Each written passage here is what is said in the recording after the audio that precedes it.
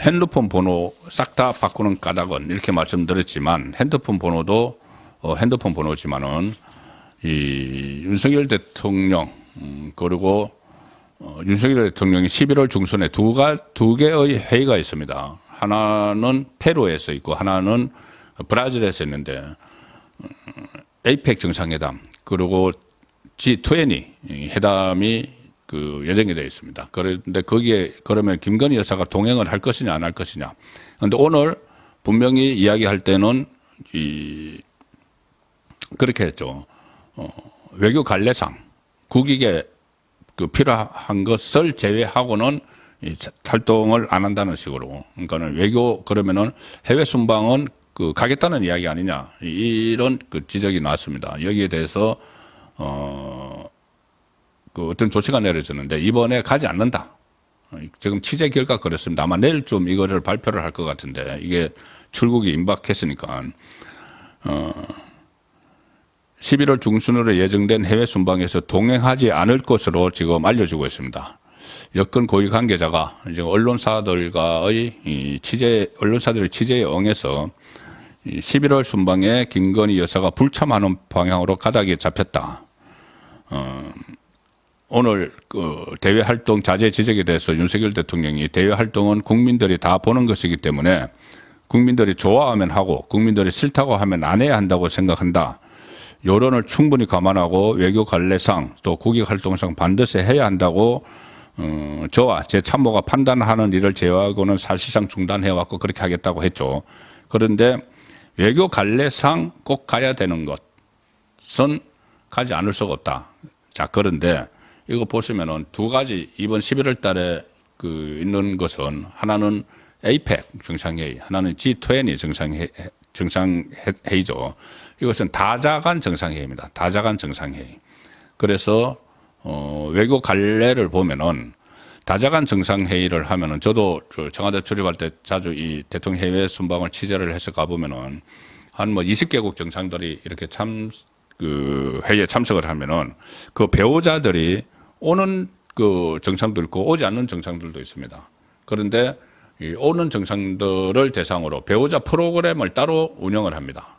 이 대통령들은 회담을 하고 그 배우자들은 따로 모여서 가령 그쪽의 어떤 뭐 부루 시설이나 그런 것을 방문을 하거나 아니면은 이 어떤 박물관 같은 것을 가거나 어린이 병원을 가거나 이런 따로 그 활동 프로그램을 만들었습니다. 그런데 굳이 그런 곳은 안 가도 된다는 거죠. 여러 그 있는 곳은 여기는 외교 관례에도 꼭 가야 되는 건 아닙니다. 자, 그래서 아마 그것이 또 국익에 어떤 큰 도움이 되는 것도 아니고 그런데 꼭 가야 하는 곳이 있습니다. 뭐냐면은 이 국빈 방문 이런 거죠. 뭐 대통령 각국 정상들끼리 국빈 방문을 하는 것은 뭐 저 국제적인 그 외교의 관행이니까 국빈 방문을 하게 되면은 이 부부 만찬 뭐 이런 것이 있죠. 그러면 상대 쪽의 배우자가 있기 때문에 이쪽 배우자도 같이 가야 되는 겁니다. 제가 어제 이 이철규 의원이 그러면은 그 외교 활동까지 그 배우자가 하지 말라고 그러면은 정상 외교를 포기하라는 말이냐를 말한 것을 두고 제가 비판을 했었죠. 아니 지금 무조건 다 중단 선언을 해야 된다. 이렇게 어제 제가 그렇게 말씀을 드렸지만 지금 저도 외교에 그 고위 외교부의 관리를 지낸 사람들에게도 이렇게 물어보면은 제가 지금 말씀드린 것처럼 꼭 가야 되는 대통령 배우자가 꼭 가야 되는 행사가 있고 반드시 가야 되는 것은 아닌 행사가 있는데 말씀드린 대로 다자간 정상회담 이런 데서는 사실 뭐 가지 않아도 배우자 프로그램에서 빠져도 뭐 그런 사례가 또 다른 외국도 많기 때문에 큰 국익에 손실이 되어 있는 거나 그 외교 관례에 어긋나는 것은 아니라는 거죠. 그런데 국빈 방문 그러니까 윤석열 대통령이 어디 국빈 방문을 가면은 그 나라의 정상 부부가 같이 만찬도 하고 같이 여러 가지 환담도 하고 프로그램이 있고 또 배우자들끼리 또 단 둘이서 뭐 산책도 하고 뭐 이런 거 있었지 않습니까? 반대로 이 배우자가 외국에서 우리나라에 국빈 방문을 오면은 그 배우자를 누군가는 맞이를 해야 되겠죠. 자, 그런 그 상황들이 있습니다. 과거에 제가 얼핏 기억나는 것이 박근혜 대통령 시절에 박근혜 대통령은 배우자가 없죠. 그런데 국빈 방문을 왔습니다. 부부가 왔습니다. 그러면은 그 부인, 그때 남성 대통령이 왔는데 어느 나라인지는 잘 기억이 안 납니다만은 그러면 그 부인이 같이 왔는데 국빈 방문을 왔는데 누군가는 이렇게 에스코트를 하고 이제 파트너가 돼줘야 되죠. 그때 제 기억에는 아마 조윤선 문체부 장관이 그 역할을 한 걸로 기억을 합니다. 자, 그런 식으로 국빈 방문을 하면은 이 상응을 하는 대우를 해야 되기 때문에 그때는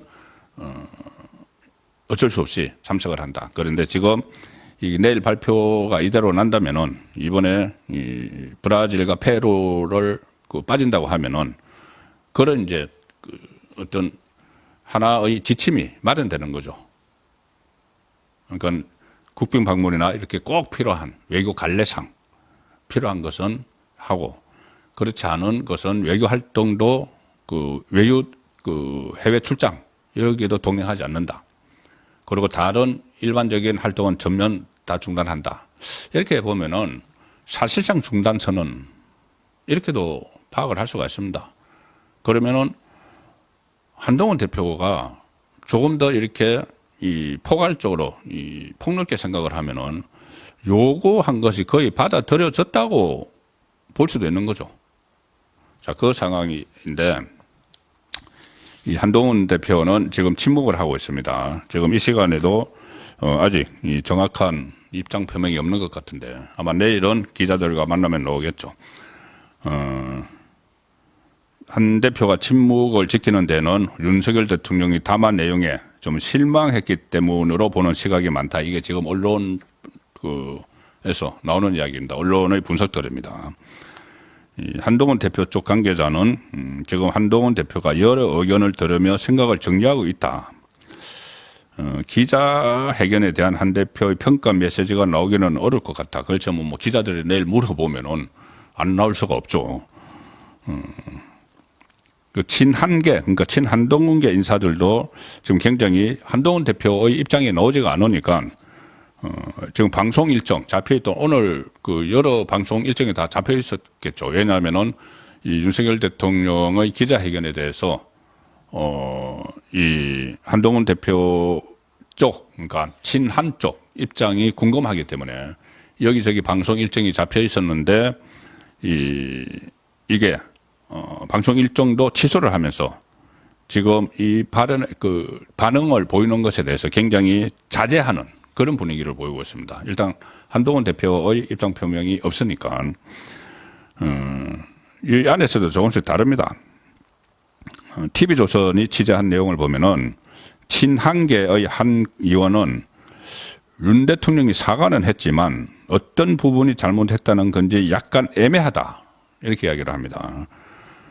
답변이 너무 길고 장황했다 이렇게 부정적으로 이야기를 했고 또 다른 친한계 의원은 전 국민이 보는 기자회견에서 김건희 여사를 그렇게까지 감싸야 했냐. 지역구 주민들이 유체이탈 합법을 쓰고 있다. 최악의 기자회견이었다고 연락이 온다. 자, 이런 반응을 보인 친한계 의원도 있는데 또 다른 친한계 의원은 이렇게 이야기했다고 합니다. 이재명 대표에 대한 1심 선고가 일주일밖에 남지 않은 상황에서 윤 대통령을 향해서 여당에서 비판하는 것이 누구에게 도움이 되느냐. 공개적인 비판은 자제하는 것이 좋겠다. 자, 이런 차원에서 한동훈 대표가 지금 입장을 보이지 않고 있다. 뭐 이렇게도 볼 수가 있겠죠. 사실 그렇습니다. 지금 이 여권에서는 이런 문제들은 조금 뒤로 미루고 이재명의 1심 선고 이제 일주일 남았습니다. 1심 선고가 나고 나면은 야권에서 큰 파동이 일어날 것이고 지금 제가 어제 전에 들었죠. 벌써 김동현 그리고 김동연 경기도지사, 김경수 전 경남도지사 독일에서 만나가지고 플랜 B 이재명 선전론이 일어났을 경우에 대비해서 지금 어떤 움직임을 보이고 있는데 자 그런데 대비를 해야 되는 것 아닌가. 지금 내부 문제는 좀 이제 잠깐 자제를 하자. 그런 목소리도 친한계에서도 많이 나오고 있습니다. 친한계에서도. 지금 너무 잘못하면은 이재명의 페이스에 말려든다. 이재명이 계속 대표회담 하자고 또 이관계를 막 쓰고 있죠. 그 부분 잠시 후에 다시 말씀드릴 텐데 지금은 좀 서로가 자제를 할 때다. 그런 움직임도 여권 안에서 일어나고 있습니다. 그리고 또 하나 이 회담 후에 이 조치랄까 이것을 뭐 조치라고 하긴 그렇지만은 오늘 회담에서 질문 내용 중에 이런 것이 있었습니다. 저는 이 질문이 상당히 좀 날카로운 질문이었다. 그렇게 생각을 하는데 저희들이 이야기할 때 이 대외 활동 전면 중단 이 이야기를 하죠. 대외 활동 전면 중단 이야기를 하지만 사실상 대외 활동에서보다 공개 활동에서보다 비공개 활동에서 김건희 여사와 관련된 이 내용들이 좀 논란이 된 게 사실 있습니다. 그게 사실 더 많습니다. 뭐냐 하면은 이명수 그때 대선 때 7시간 녹음 서울의 소리 좌파 유튜브 매체 7시간 녹음을 해서 그게 이제 덫에 걸려들었죠. 자, 그런 문제나 목사를 자칭한 최재형 씨와 이렇게 접촉을 한 문제, 그리고 최근에 명태균 씨 문제, 이런 것들은 공개 활동에서, 공식 활동에서 나온 게 아니죠. 그건 따로 사적인 활동에서 나온 거죠. 자, 그러면 그것은 어떻게 통제를 할 것인가? 그것은 지금 공개 활동은 전면 중단을 해도 그 활동을 억지로 할 수는 없습니다. 물론 이제 특별감찰관제, 오늘 특별감찰관제가 윤석열 대통령의 답변은 특별감찰관제를 국회에서 임명을 해오면은 당연히 하겠다고 했기 때문에 특별감찰관제가 도입이 되고 제2부속실이 또 설치가 되고 하면은 이제 그런 부분도 어느 정도는 통제를 하겠지만은 실제로 그것을 집에서 이렇게 하거나 하는 것을 통제하기 어렵죠. 그 부분에 대해서 오늘 윤석열 대통령이 좀 구체적으로 그 문제를 설명을 했습니다. 뭐라고 했냐면은 본인의 휴대전화와 관련한 논란을 먼저 이야기했습니다. 본인의 휴대전화, 그러니까는 명태균 씨와의 통화나 여러 가지 본인이 사적으로 전화를 하는 문제에 대해서 구체적으로 설명을 했는데 이 과정을 좀 아시면 좋을 것 같아서 제가 요약해서 말씀드리면은 기억이 나실 겁니다.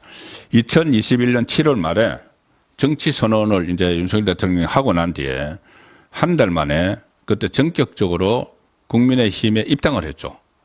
그런데 그때 이준석 당대표가 지방 일정을 소화를 할 때 입당을 했습니다. 그때 당시 입당 원서를 받은 사람이 권영세 인재영입위원장이죠. 그걸 줬는데 그 신청서가 입당 신청서가 언론에 공개가 됐습니다. 공개가 되니까 신청서 안에 있는 휴대폰 번호가 같이 다 알게 됐죠. 근데 웬만하면 저도 참 궁금했는데 그게 아주 한참 스포트라이트를 받고 있는 정치인의 휴대폰이 실수로, 어떻게 보면 실수로 공개가 됐으면은 번호를 바꿀 텐데 안 바꿨습니다. 그래서 그날 하루에만 문자 메시지가 3,000통이 들어오더라는 겁니다. 윤석열 대통령이 오늘 설명한 내용입니다.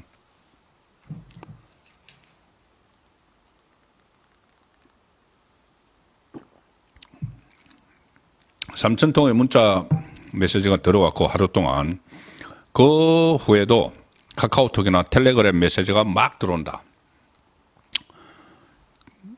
그런데도 안 바꿨다고 합니다. 자, 근데 이제 이걸 지금 바꾼다는 거죠. 이것도, 그게 뭔 대수냐 하지만은 저는 상징성이 있어서 설명을 드리는 겁니다. 있다고 생각을 해서. 그런데 윤석열 대통령이 이런 일화를 하나 이야기를 합니다. 이렇게 하루에 3,000개나 들어오고 그 이후에도 기존의 그 휴대전화, 검찰총장 때부터 쓰던 휴대전화에 카카오톡, 텔레그램이 막 쏟아져 들어오는데 김건희 여사가 이런 메시지들에 대해서 하나하나씩 답을 하더라. 자, 윤석열 대통령이 후보 시절에 종일 사람들을 만나고 지쳐서 집에 와서 쓰러져서 자면 아침에 일어나 보면은 김건희 여사가 잠도 안 자고 엎드려서 제 휴대폰으로 답을 하고 있었다.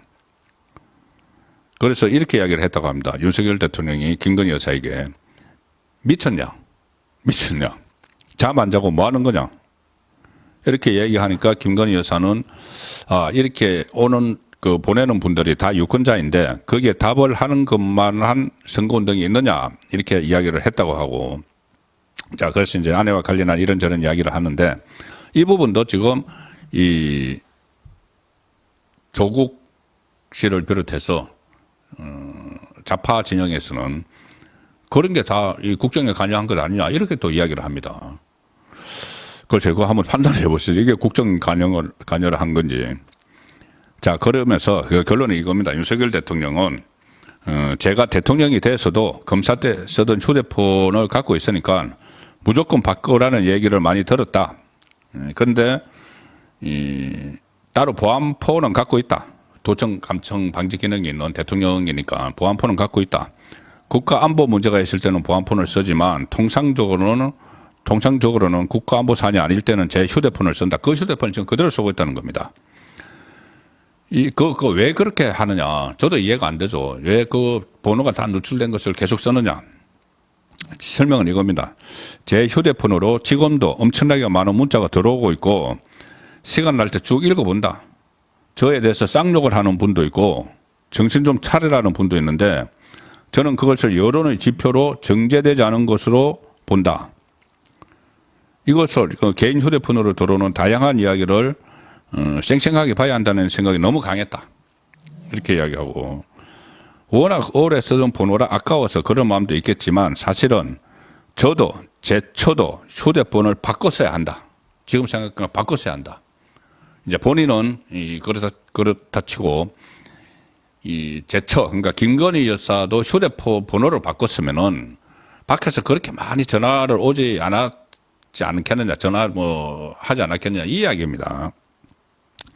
이 부분은 제가 리스크를 더 줄여 나가고 국민들이 이런 것으로 걱정해하고 속상해하는 일이 없도록 조치하겠다. 이렇게 하고 바로 나온 이 뉴스가